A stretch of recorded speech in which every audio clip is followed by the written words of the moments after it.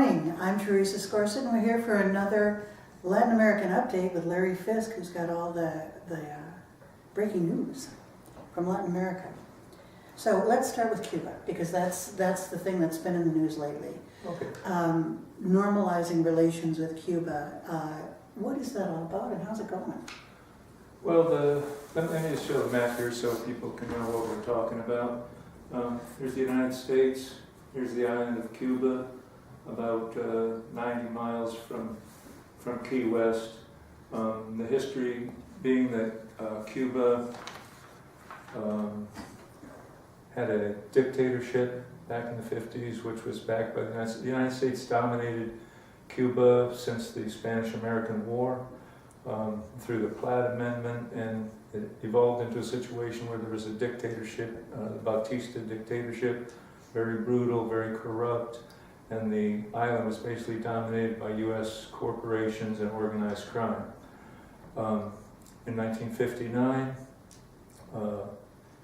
there was a successful end to the revolution in Cuba, which was led by Fidel Castro, Che Guevara, Fidel's brother Raul, who's now the president of Cuba, and got rid of that dictatorship. The U.S.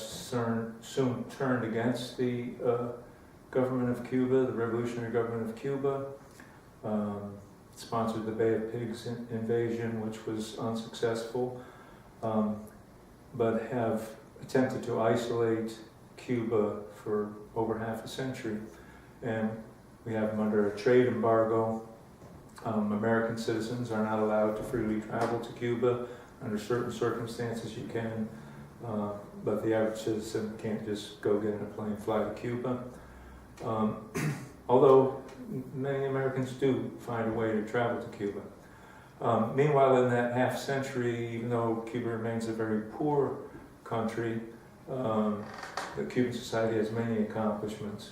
One of the most highly educated societies in the world today. One of the highest, if not the highest, university matriculation rate in the world. Free universal medical care, high quality medical care. They actually educate many more physicians than they need in Cuba to take care of the population. And those physicians often volunteer to go around the world, largely through Latin America, but many other places in the world, like to Africa to fight Ebola. Excellent doctors, educated to really the highest standards. They are educated to be able to pass the California Medical Board exams, which is the highest standards in the United States. Very good doctors all over the world serving people. Virtually no homelessness in Cuba. Violent crime is rare. No seriously malnourished children can be found in the country. The UN just announced that again this year, which is unique in the region. So anyway, though Cuba's been under embargo from the US and under attack in many ways, Fidel Castro has been the target of assassination attempts many times. The US has tried to isolate Cuba, but has been unsuccessful on the international stage. For instance, every year the United Nations General Assembly votes overwhelmingly that the U.S. should lift the embargo and normalize relations with Cuba. And that's a great embarrassment to the United States, because instead of Cuba being the outcast on the world stage, it makes the United States the outcast. Because this vote is quite overwhelming. The U.S., Israel, and a few small countries that the U.S. supports basically oppose it, but overwhelmingly the world wants normalization with Cuba, and most all countries of the world have normal relations with Cuba. For instance, Europeans vacation there all the time. I imagine it's beautiful. Climate and... Another plus about Cuba is it has probably the most intact ecological system in the Caribbean basin. So many protected areas, national parks, such and so forth. Maybe that's because the U.S. stayed out of it. Well, it's because, in the last 50 years, big business hasn't been running the place and exploiting the place and cutting down the forests. And destroying the waters, such and so forth. Talking to you about Cuba is such an eye-opener. What we've all heard since we were knee-high was Cuba's the enemy, Fidel Castro is a maniac. You know, the United States has to be careful because they're so close to us and who knows what they might do. So, you know, hearing you talk about what a well-ordered country it is in so many ways, and the education and the everything, it's just like, where did this place come from? Well, you know, Cuba has its own distinguishing historical and cultural characteristics. One of the great leaders of Latin American independence and sovereignty, Jose Marti, was a Cuban. He was a journalist and many other things, and is like one of the very important figures in Latin American history. Many of his ideas are really incorporated into Cuban society today. Maybe we can, oh, I'm sorry. Well, I just wanted to say that Cuba has a different system, but every country has a right to their own system. And there's absolutely no doubt at all that a large majority of Cubans support their government and support their system and are willing to defend their system against any kind of attack, which is a reason that they haven't succumbed to pressure from the United States, because the people support the government. Not that the government hasn't made mistakes in its history, it certainly has, but you know, we all do, but the successes speak for themselves. A healthy population, an educated population, a reasonably well-fed population, a peaceful population, a culturally dynamic population. And culture and sport in Cuba are readily available to working people. You know, here, if you were a working family, you had a bunch of kids, you wanted to go to, say, a Major League Baseball game and buy some food while you're there, you're talking about a burden on the family budget. Yes. But in Cuba, these type of things are much more accessible. They have a very high level of culture, music, dance, art, etc. I have to ask you about the boat people coming from Cuba. Not that there's a great onrush now, but there have been at times past people escaping from Cuba to the United States. That's how I heard the story told.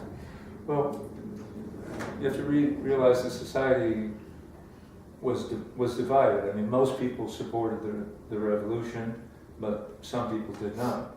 And there's a political divide. Like we'll talk about Venezuela later, and there's a stark political divide there between people who support the government and people that despise the government. So you know, you have that dichotomy, and you have people that. Plus, the United States is very attractive because of the relative prosperity. I'll give you, for instance, with all the doctors that I'm talking about, the United States has a program to try to lure those doctors that go volunteer to other countries, to lure them away and have them defect and come to the United States. Now, over time, about 2% do that. I was talking to Cuban doctors in Venezuela, and I asked one, I said, so you guys make more money than like the average worker, right? And he said, not much more. He said, back home, we're just regular people. Those same doctors, and the U.S. has a program to make it very easy for doctors from Cuba to come right here and start practicing. And the median income of a physician in the United States is like $250,000. So that means it's a big temptation. That means going from a poor country, being pretty much a working person, maybe a few perks for being a doctor, but you know, like he said, not much more than the average worker, to coming and being what would be for them a wealthy person, who would then have resources to send to their family and, you know, Absolutely. live a more materially rich life. But like I say, only 2% of Cuban medical personnel take up that offer. But so I mean, there is that lure, and the United States always sends you know, radio broadcasts and stuff in to have people feel that their life is not good enough, or it'd be better if they had a system like the United States. Now, the average Cuban thinks, what's better about a system where some people are living in a cardboard box out on the street. Mhm. You know, what's better about a system where everybody is not covered well by Medical healthcare, insurance, yeah. you know, free universal healthcare? What's good about a system where, you know, students have to go into extreme debt to get an education to try to, you know, pursue a career? So, you know, there's a dichotomy in the society. Some people, now most people who wanted to leave have left. And by the way, in recent years, travel from Cuba to other places in the world has been made much, much easier. You know, you'll find Cubans in the United States that have, you know, left and come to the United States under circumstances other than being boat people and stuff. Mhm. And remember, it was back during the Cold War when these things initially happened. There was a, you know, stark confrontation between the United States and the Soviet Union and the Eastern Bloc countries, which were the main trade partners of Cuba at that time. By the way, when the Soviet Union collapsed, which I think is a fair way to put it, because it fell apart pretty quickly, the Cuban economy basically collapsed too. The GDP went down probably by about a third. I think the average person for a while was eating 2 meals a day instead of 3. It was very, very hard times. But somehow they got through that, and you know, although there's still problems, it's still a poor country. There are many good things about Cuban society, and as I said before, I think it's undeniable that the average Cuban supports the government quite strongly. And I was saying they have a different system, like many Americans don't know that they have an electoral system. It's quite a bit different than our system, but I think that when all is said and done, the average Cuban has much more input into the real functioning of government than we have here, where government is largely dominated by the money of you know, rich individuals and corporations. Right.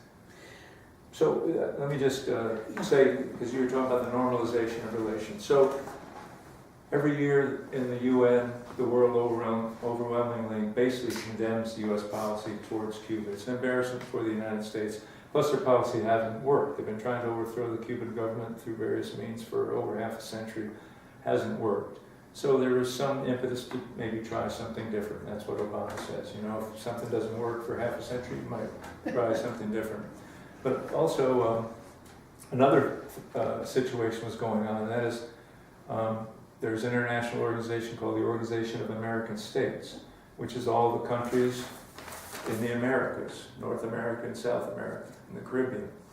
Now that organization has traditionally been dominated by the United States, and for a half century they've kept Cuba out. So everybody goes to these meetings, the presidents of all the countries, and talk about the affairs of the hemisphere, but Cuba's left out.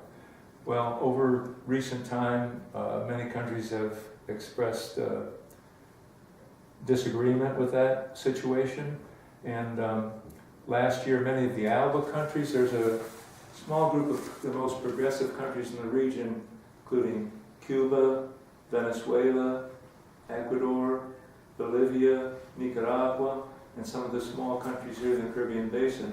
And they started saying, well, next year, if Cuba isn't allowed to participate in the Organization of American States Summit meeting, we're not going either. Oh my gosh.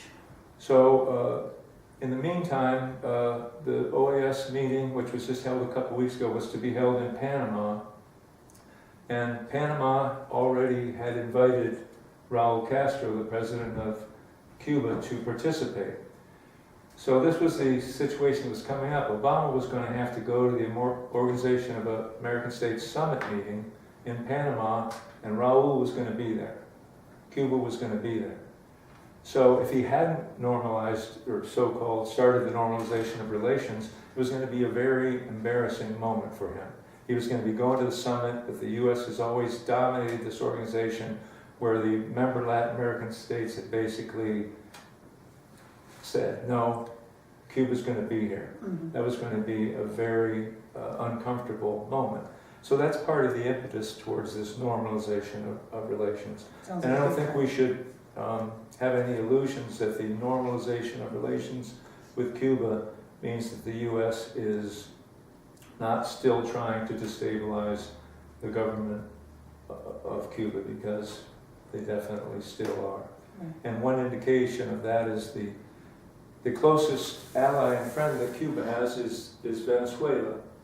And immediately after the U.S. announced that it was going to begin normalizing relations with Cuba, it started already had some sanctions, more sanctions on Venezuela. And on last month, President Obama stated that Venezuela is an extraordinary threat to the national security of the United States of America. And that's, on the face of it, a ridiculous statement. Venezuela is not threatening the United States in any way. What it does threaten is the old system where the U.S. dominated these countries. The United States used to dominate Venezuela through the oil companies. Venezuela is an oil-producing country. It's been producing oil since the beginning of the last century, and was basically dominated by the international oil companies and American companies being prominent among them. In response to this statement by Obama that Venezuela was an extraordinary threat to the national security of the United States, Venezuela reacted very firmly. The president of Venezuela, Nicolas Maduro, started a petition campaign for people to sign a petition demanding that President Obama withdraw the decree. Venezuela has about 30 million people, and in a rather short time, over 10 million people signed that decree. And those signatures have largely been confirmed by statistical analysis by the Electoral Authority of Venezuela. They're valid signatures of Venezuelan citizens. Cuba, which is a country of 11 million people, came up in a very short time, 3 million signatures on this decree. So Nicolas Maduro, the president of Venezuela, was going to the Organization of American States Summit meeting in Panama with 13 million signatures, and there are more signatures from around the world. Some of us in the United States actually signed a petition demanding that President Obama withdraw this ridiculous decree. Not only is it ridiculous, Venezuela, of course, sees it as what it is, a threat. Mm-hmm. Here's an oil-producing country. Remember, they said Iraq was a threat. Mm-hmm. They said that Iraq was a threat. They say that President Maduro is a violator of human rights, which he is not. They said that the president of Iraq was not only a threat to the United States, but a threat to his own people, etc. They said that Gaddafi, the leader of Libya, was some kind of threat, and a threat to his own people, etc. And what happened to those countries? We destroyed them. Mm-hmm. So obviously this makes Venezuela quite nervous, Yeah.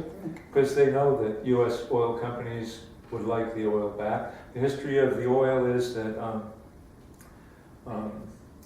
there were pro-U.S. governments for many years, neoliberal governments, cutbacks in social programs and welfare programs and such, and Venezuelan people, like many peoples in Latin America, fell into greater poverty, and the society was in quite a miserable condition. In 1998, Hugo Chavez was elected president, took office in 1999, promulgated a new constitution. It was voted by the people to have a constitutional convention, more or less, and then a new constitution was written, and that was overwhelmingly ratified by the voters. And a couple years later, with collusion from the United States, there was a coup attempt. The president of Venezuela at that time, Hugo Chavez, was kidnapped by members of the military. He was held for a day or two. Hundreds of thousands of poor and working people flooded the streets of the capital demanding the return of the president. Loyal members of the armed forces rescued him. He was returned to the presidency. But it didn't stop. They kept the pressure on. There was soon a kind of an oil, top-down oil strike, or almost a lockout, a shutdown of the oil industry to try to destroy the economy. But the workers came back in, took over the oil industry, started running it themselves, and then the president nationalized the oil. So what they did was they would actually buy the oil companies out at market price. But now, since that time, most of the profits from the oil go to build housing for the poor, to finance a free universal health care and other social programs, nutritional programs, literacy programs, et cetera. But those corporations, they want that oil back. Yeah. Venezuela has greater reserves of oil than Saudi Arabia. They have more oil in Venezuela than any country in the world. So let's have no illusion that the corporations which have great pull in the United States government would like to see the downfall of this government and stop having the oil profits spent for the benefit of the poor of Venezuela and go back into the pockets of the rich and the corporations that formerly dominated it. So we said we're normalizing relations with Cuba, but we turned up the heat on Venezuela. Now, this backfired on President Obama because much of the world condemned his decree. And remember, like I said, Venezuela, of course, they're nervous about it. They wonder, will they put an embargo on us? Will they fund an insurgency war, maybe use paramilitaries from Colombia that they've been allied with to attack Venezuela? Or will the U.S. end up directly attacking Venezuela like they did with Iraq and Libya? So it means they had to mobilize their armed forces, buy some new weaponry, waste money on military stuff when they'd rather be feeding the poor and building schools and such and so forth. So meanwhile, the letter writing campaign, the signature campaign on the petition that Obama should withdraw the decree, there was support shown around the world, demonstrations around the world condemning what Obama had done and said. Also, the international organizations, for instance, there's an organization called UNASUR, which is the 13 nations of South America. They condemned Obama for his statement and said that it was actually aggression against Venezuela. The ALBA countries, which are the progressive countries that I've talked about, Bolivia, Ecuador, Venezuela, Nicaragua, Cuba, and some of the small countries in the Caribbean, they condemned it. There's a larger organization called CELAC, which is the Community of Latin American and Caribbean Nations. It's all the nations of the Americas except Canada and the United States. They condemned it. There's an international organization, the G77 plus China, they condemned it. There's an organization of 120 nations involved in what's called the non-aligned movement. They condemned it. So one way or another, at least 2/3 of all the countries in the world said Obama should withdraw his decree. So his attempts to isolate and vilify Venezuela backfired and really isolated and vilified the United States, was being seen as an aggressor towards Venezuela. So this is the climate in which Obama now had to go to the OAS meeting. He normalized in some respect relations with Cuba, but caused this other crisis which had made him and the United States look bad on the international stage. And in fact, at that meeting, there were many speeches condemning his decree, many strong speeches. The President of Nicaragua, President of Ecuador, President of Bolivia, and others made against Obama's statement. And when President Maduro of Venezuela was going to speak about the situation, Obama walked out. And it actually internationally looked really bad. Looked like he was a coward, looked like he was the rat leading the sinking ship. Yeah. So the Organization of American States meeting was really quite a failure for the United States and quite a boost for Venezuela. So when I say this backfired, and not only that, but domestically in Venezuela, it really bolstered the government, Many people worked on this signature campaign and other efforts to work towards Venezuela's right to national sovereignty. And the theme of the campaign was Venezuela's not a threat, but a hope for the world. And let me just read here. So the president of Venezuela wrote a letter to us, the people of the United States, which he called Venezuela is not a threat. He said, we the people of Simón Bolívar. Simón Bolívar was the liberator the leader who led the liberation, the struggle against Spanish colonialism.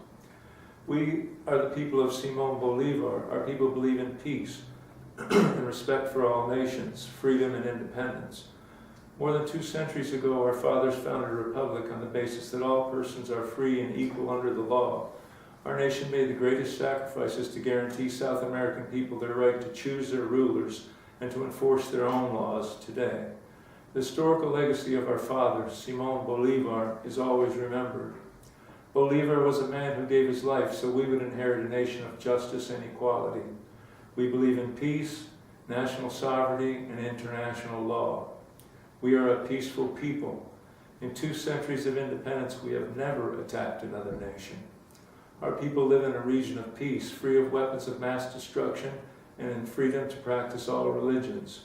We uphold respect for international law and the sovereignty of all people of the world. We are an open society. We are a working people. We care for our families, and we have freedom of religion. Immigrants from around the world live among us, whose diversity is respected. We have freedom of press, and we are enthusiastic users of social media. We are friends of the American people. The histories of our people have been connected since the beginning of our struggles for freedom. Francisco de Miranda, a Venezuelan hero, met George Washington and Thomas Jefferson during the first few years of the United States as an independent nation. They discussed ideals such as liberty and justice, which were fundamental concepts in our struggle for independence. We share the idea that freedom and independence are fundamental elements for the development of our nations. The relations between our peoples have always been peaceful and respectful. Historically, we have shared business relations in strategic areas. Venezuela has always been a responsible and trustful energy provider for the American people.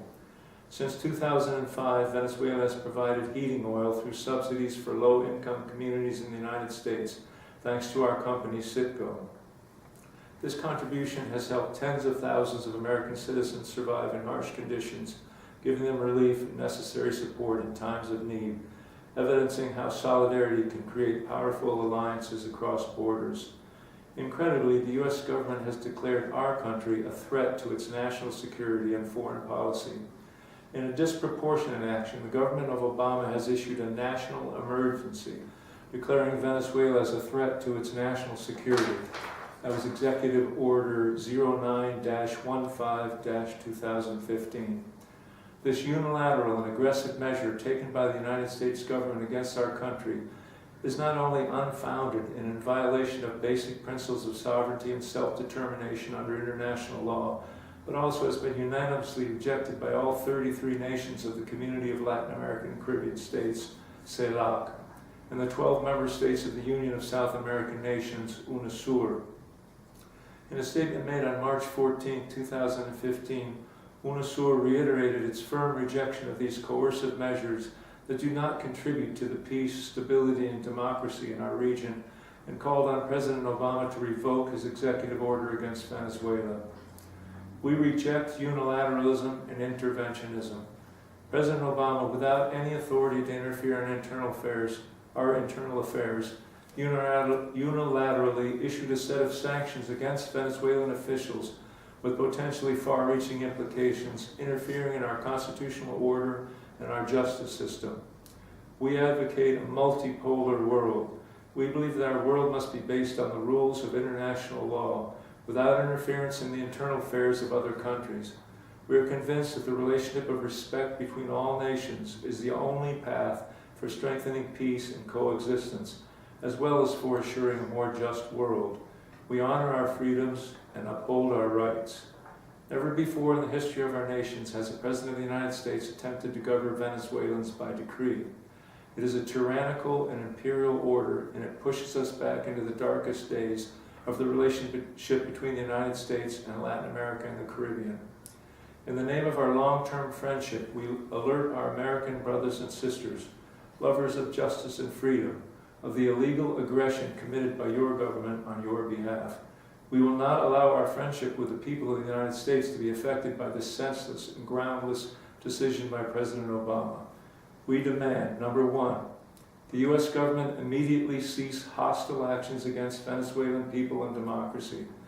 Number two, President Obama abolish the executive order that declares Venezuela a threat to U.S. national security, as it has been requested by the Union of South American Nations, UNASUR. Number three, the United States government retract its libelous and defamatory statements and actions against the honorable Venezuelan officials who have just obeyed our laws and our Constitution. Our sovereignty is sacred. The principles of the founding fathers of the United States of America are followed today with the same dignity by the people of Simon Bolivar. In the name of our mutual love for national independence, we want the government of President Obama to think about and rectify this dangerous precedent. We are convinced that the defense of our freedom is a right we shall never give up, because the future of humanity lies also in our country. As Simon Bolivar said, the freedom of the New World is the hope of the universe. Venezuela is not a threat, but a hope. Nicolas Maduro Moros, President of the Bolivarian Republic of Venezuela. So Venezuela will, firmly stand for its independence and its rights, and has the support of much of Latin America, the Caribbean, and the rest of the world. And the rest of the world. So that's the situation we come out of after the OAS meeting. Very interesting. Can we talk for a moment about Nicaragua?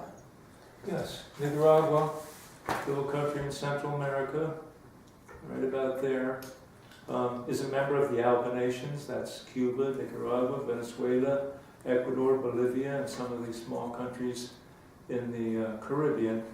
And the ALBA countries have a very interesting relationship. I remember a few years ago they had their summit meeting, and the presidents had their picture all taken together and issued a joint statement, and they said, wouldn't it be great for the world if the United Nations were run the way ALBA is run?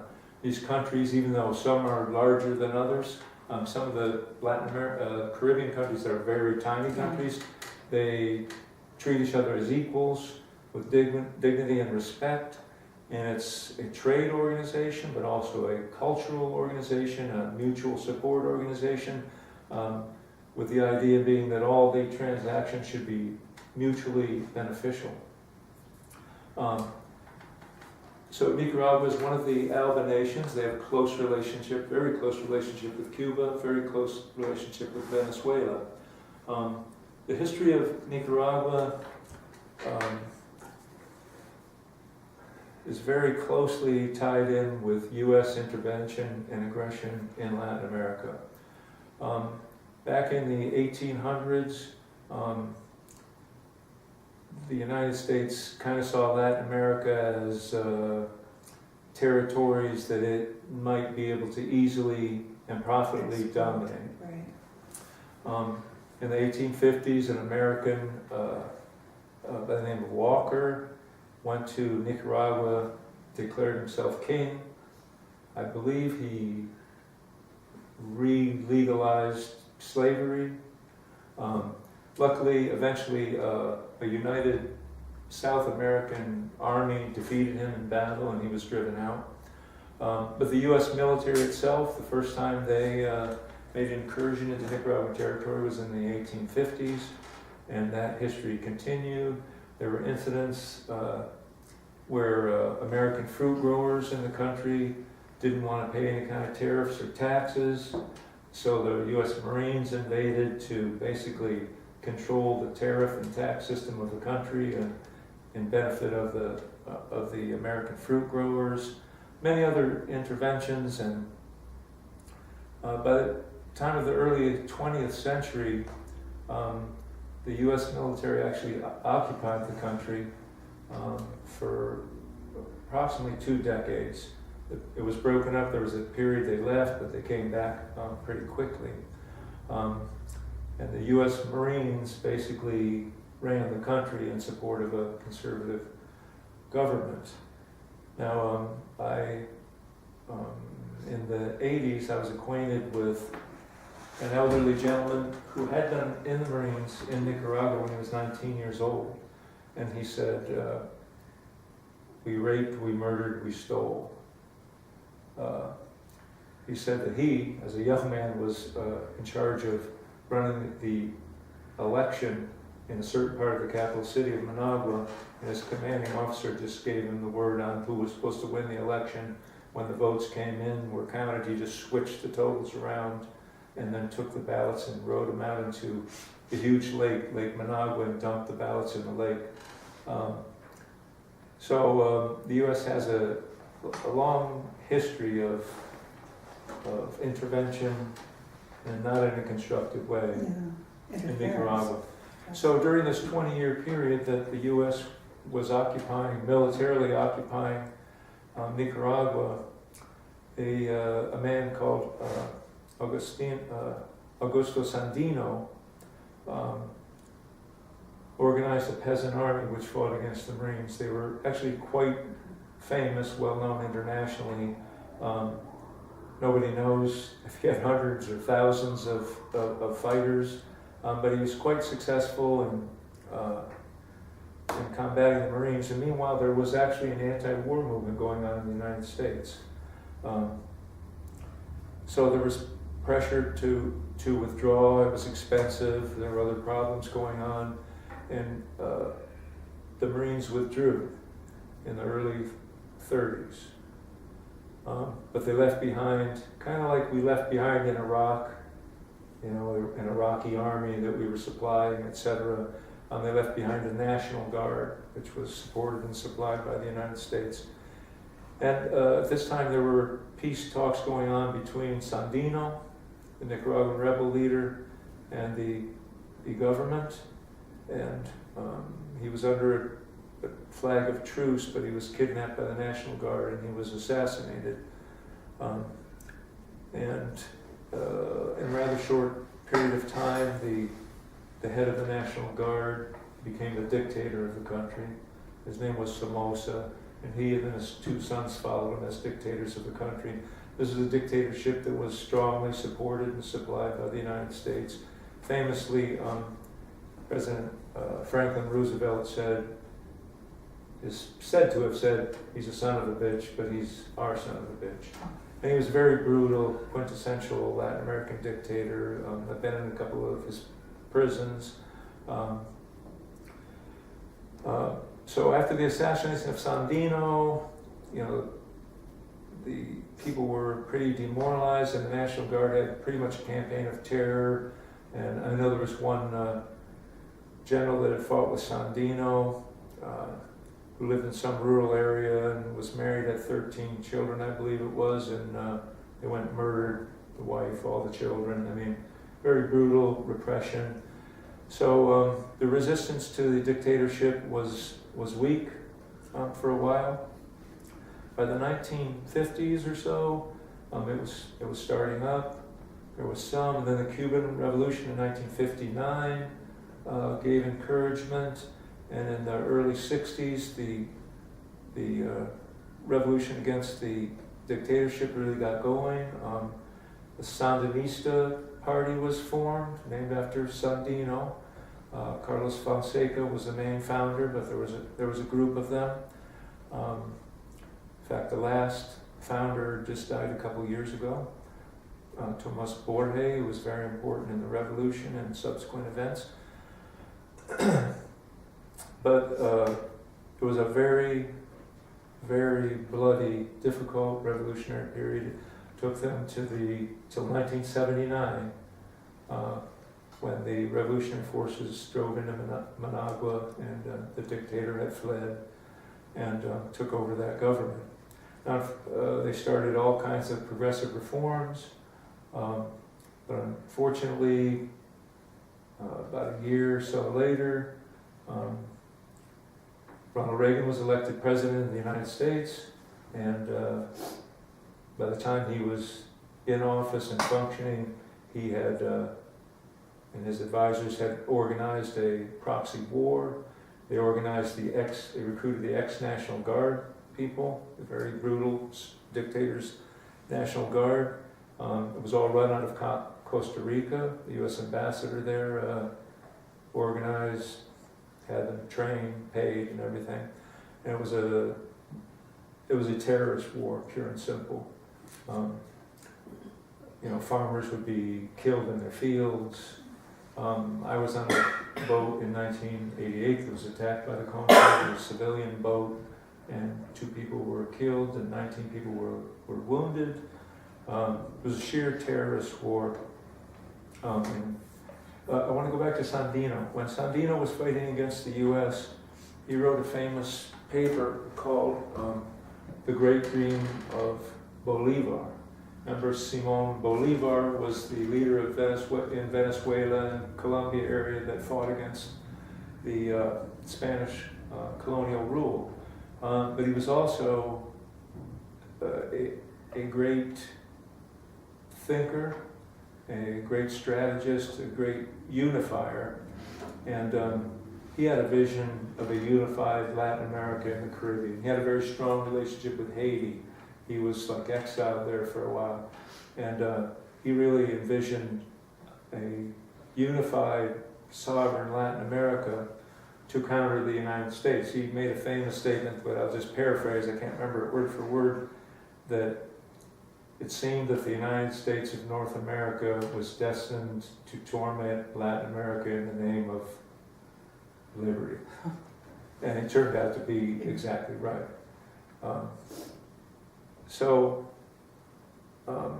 Sandino, who was